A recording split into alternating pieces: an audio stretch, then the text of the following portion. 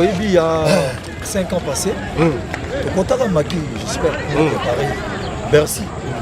Tu sais, ça fait déjà 10 ans d'habiter la Pototé. Là, c'est les années 5 de Paris, il faut spectacle de la différence. On a remis à 3 heures non-stop. Non-stop.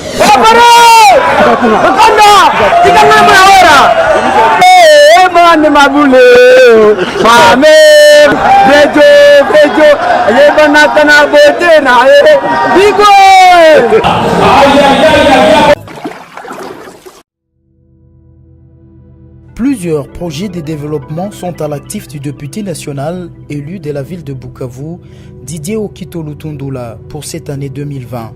Proche de ses électeurs, le vice-ministre de l'économie nationale a porté sa contribution dans plusieurs domaines de la vie. Dans le domaine de la santé, alors que le monde fait face à la pandémie à Covid-19, Didier Okito, à travers la fondation DOL, a procédé à la distribution de 15 000 cache-nez aux habitants de la ville de Bukavu pour leur permettre de se protéger contre le coronavirus. La maison Stelman vous propose des prestations de qualité pour vos gâteaux de mariage, anniversaire ou autres événements.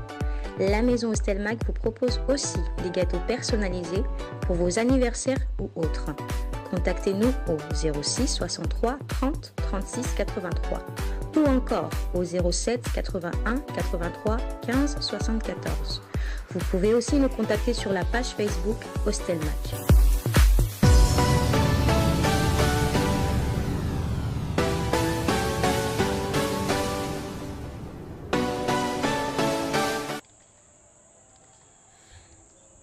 Bonsoir fidèles téléspectateurs, nous sommes donc en direct du stade des martyrs. Vous allez vous demander pourquoi est-ce que Zamba est un stade des martyrs. Fidèles téléspectateurs, c'est une première.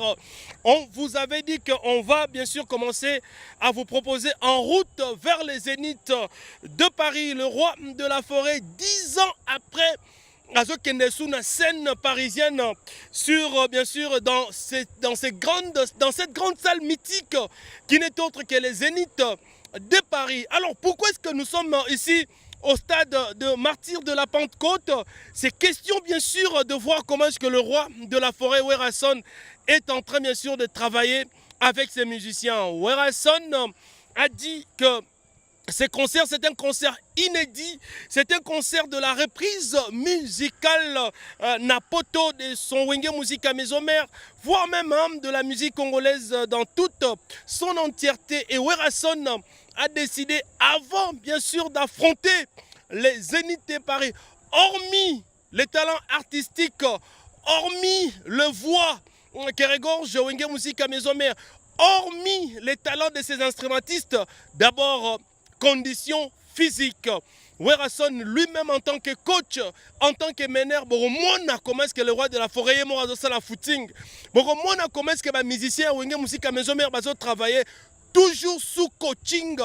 Il y a son excellence, monsieur l'ambassadeur de la paix Werason. C'est pour la première fois que mon artiste et musicien, ensemble avec orchestre Naye, travailler. Et nous sommes en train de vous les proposer en direct, fidèles téléspectateurs. Ici, nous sommes donc au stade des martyrs, sans plus tarder, avec le concours de Patou Bonyoko, l'homme qui a fait donc la self-défense. Vous allez voir, sans commentaire, j'ai dit bien de ma part, sans commentaire, comment est-ce que Werason et Wenge Musica Mésomère travailler à un stade des martyrs.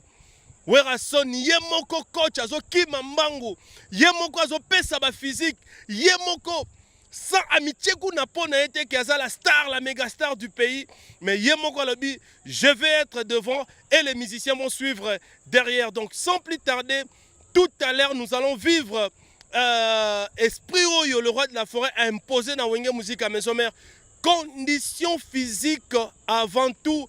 Comment est-ce que les musiciens, comment est-ce que les membres du groupe, tous réunis pour Nagosala, entraînement ensemble avec Igwe, avant bien sûr d'affronter les Zéniths de Paris. Laissez-moi remercier mon partenaire qui n'est autre que le docteur Guilain Le Bourgeois. Nzambe ya loposo balabi bana Luanda mikolo etikali ya kotanga. Les savants de la peau, docteur Guilain Le Bourgeois, le 28 février à Zana Luanda. bana Luanda kobuka na tele 29. Docteur Guilain Le Bourgeois a déjà consultation na cabinet na ya Marthe pas ya maman Monique. Kendemba on a un problème ya tâche, ya bouton, ya nduta le 29 février oyo docteur Guilain Le Bourgeois na Luanda zero ningana.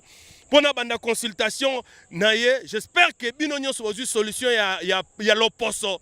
Parce que docteur Guilain Le Bourgeois a comme à Luanda déjà le 28. Grand merci comme ça à Jean-Jacques Moteur. Balobi Jean-Jacques Moteur, ambassadeur Yabana Lemba na Londres. Azotala biso Jean-Jacques Moteur na Londres, ambassadeur Yabana Lemba. Merci beaucoup. Grand merci à Nikon Kai, formateur de boss. Yé pas Azotala biso à partir de Luanda, les grands formateurs de boss. Et au Pessimbote na bureau d'achat des diamants. Stevao Lufalanga. Balobi bureau d'achat de diamants Stevao Lufalanga na Kanfufu. Mwana ya Kanfufu, Kreiser plongeur kende kote ka diamant na yo. Et pas y a les boss Steve Lufalanga na Kanfufu. Et ko sala bien parce que ba directeur na yepe bazali. Bango pe bazo somba Nico Kifakio, Vincent Kikata.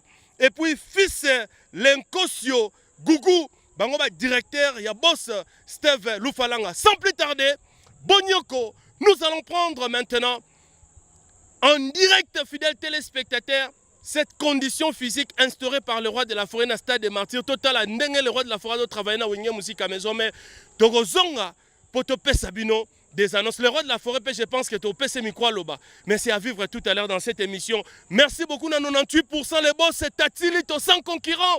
Et Anissé Lukunga, tonton disque, Anissé Lukunga, Kaza Japao, Topé Siope Mbote, Totombo Maboko Bande.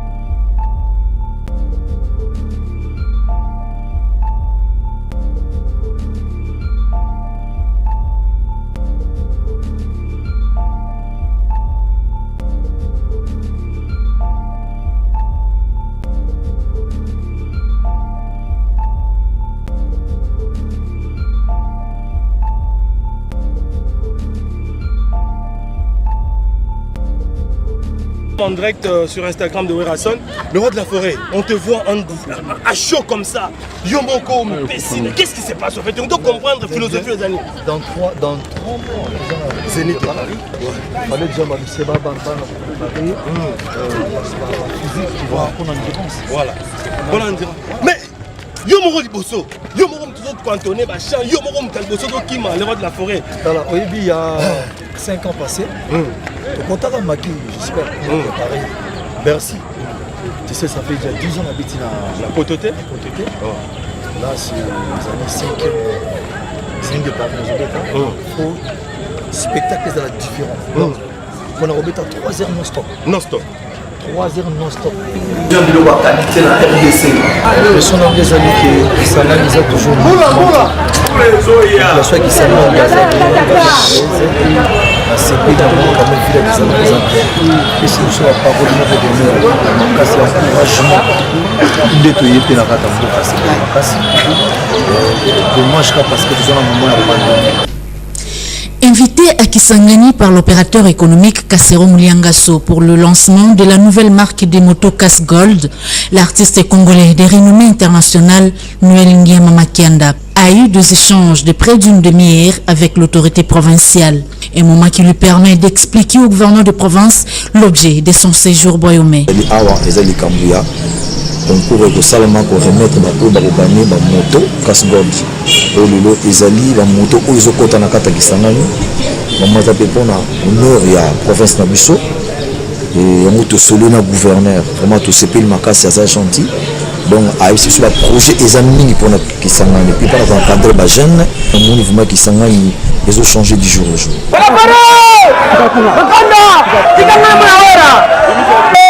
Mane mabule mame bejo yebana kana bote na bigo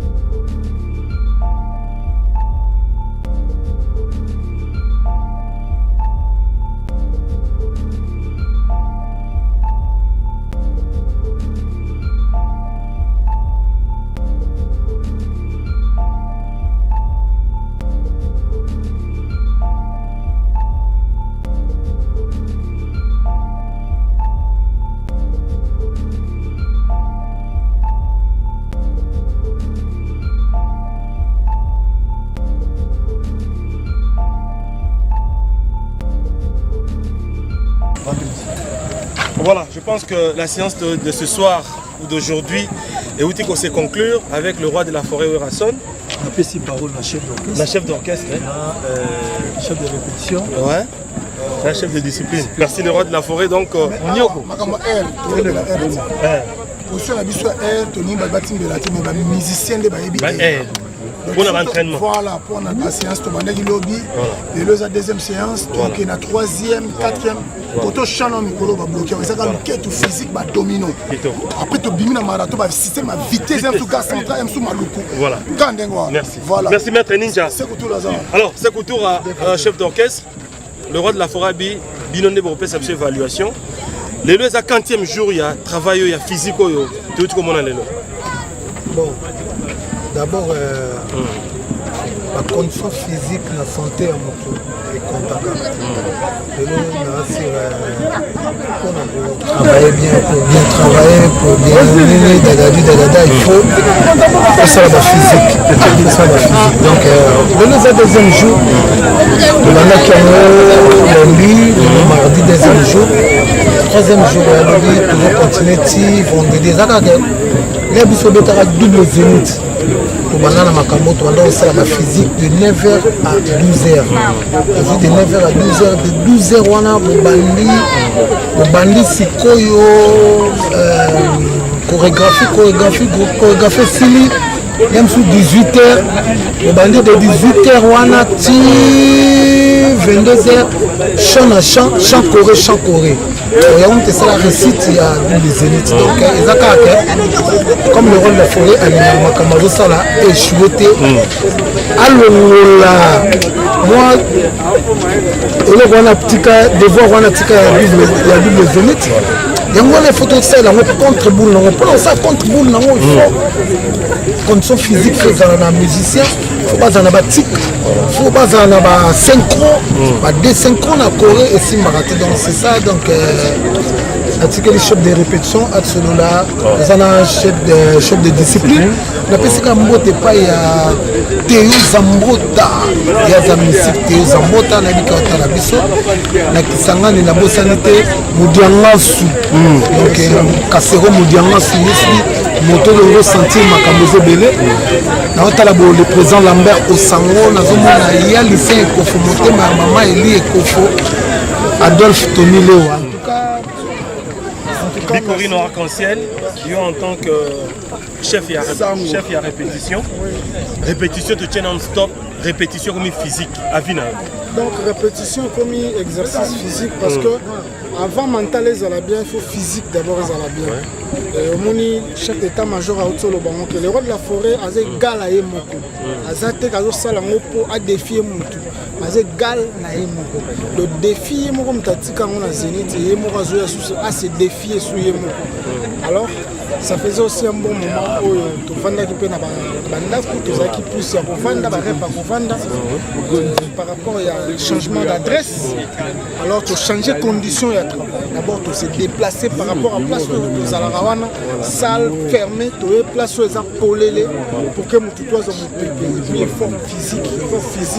En entre-temps, ils ont permettre de s'auto-évaluer. Toujours s'auto-évaluer. En même temps, toujours la ligne marché quitté, en même temps, causerie, le roi de la forêt, il faut qu'il y ait des major, tout ça. Na kati chef de répétition, na bossa la maman na palais, na maman CDJ, maman Pasteur, exaucé Gladys, na pesi bon bambote, na bossa nité, lune d'énergie, maman na Chilo, maman na Mervedi, maman na Papa Claude Kabundu Walesa. Donc, moi, je suis là.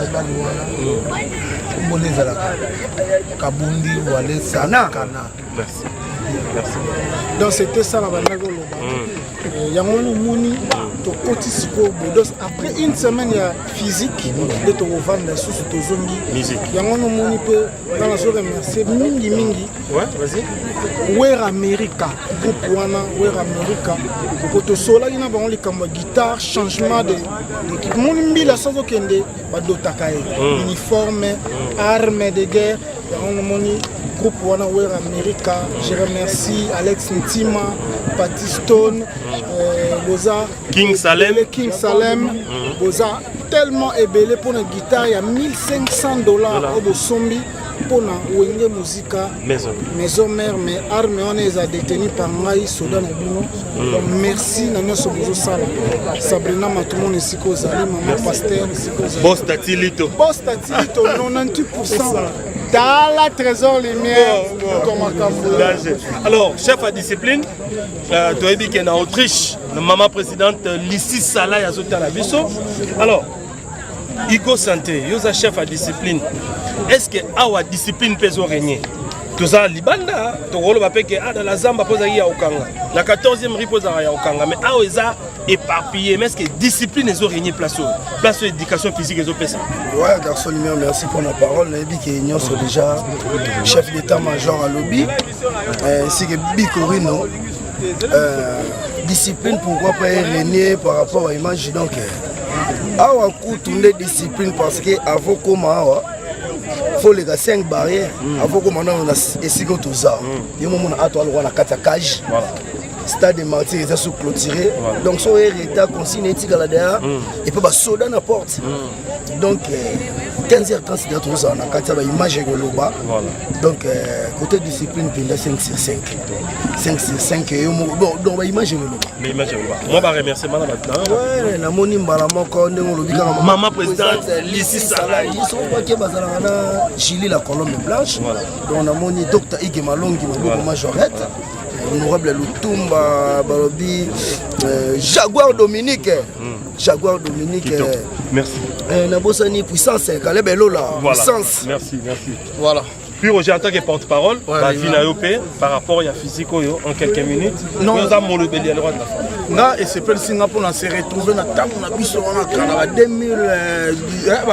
1900 tant on préparer Bercy 2000 2001 voilà tant le roi de la forêt a préparé Bercy et Zala Rabo dans la colline et Zala dans 5h 10h conditions physiques travail dans l'heure où tout blague des arrêtés on a monné zongi sous donc et là ça qui 5e c'est nito ils ont promettre que ça m'a belé il y a un monde fan nous surtout à maison mère est-ce que vous allez vous aller au CP là bino d'abord so mababillé pour le roi de la forêt déjà on sala par naé on sa dame sala naé bino d'abord kota na finac boso mababillé pour ce qu'on peut muké boso mababillé et on remercier kaka le boss Casero Mulianga su nenga bayambaki biso na Kisangani bino mo moni le roi de la forêt a explosé Kisangani on remercier Toubé Amani Hassan Sass bino nyonso bamba biso pourquoi pas na papa Daniel Bouchiriri oyo pe ayambaki biso na kitoko Casgol les oya Johnny Milongi Patou Bonyoko Casgol bientôt alors rapidement tout aussi ça déjà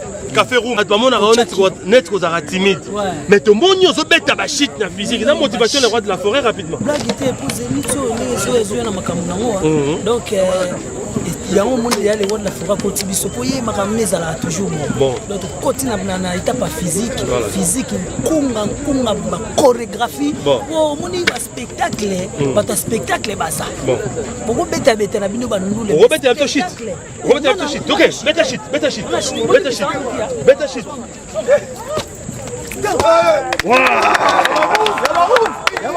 Café Room merci beaucoup. Merci beaucoup, je pense que Bino Moko Botal Tepse Bino en direct, Bomoni Bino Moko condition physique et le roi de la forêt sans commentaire to sel Bino Ka Musala. Merci na Blanchard Mabala made in London. Blanchard Mabala made in London, Mukondia Isse Miyake, merci beaucoup. King Salem na Houston, merci beaucoup. La fondation Pichumbongo na États-Unis. Merci beaucoup, ba maman bazo sala couture, ba chauffeur bazo bima fondation Pichumbongo Musala Kitoko et grand merci na Alexis Ngangala le papa de Jimek. Bomoni binomo le roi de la forêt Musala Kitoko. Je pense que lelo matière ezali conditions physiques Patou Bonyoko a relayé binongo nandaku. Merci beaucoup. Bana Luanda, docteur Guilain Le Bourgeois le 28 février Luanda. Kende na cabinet en mars le 29 parce que docteur Guilain Le Bourgeois ont consulté l'opposé comme à Kitoko. Et merci infiniment na Jean-Jacques Motter, l'ambassadeur de Lemba, na Londres. Merci na Bino Sobotali biso équipe technique, merci na Patou Bonyoko, merci na Benjamin Luyele, merci na Clovis Kikwe, Michael Thio, Darion Toto Bajiga, Diego Moubola, rêvons grand comme le Paris Saint-Germain. Merci na Maman Bertina Fofo la portugaise, les très grands champions Docteur Guilain le bourgeois. Et merci à l'élégance et la taille Diane Bossa. Bye bye, on se retrouve très prochainement. Imak Makengo, merci aussi na Congo Mokili, merci beaucoup RTG World, merci.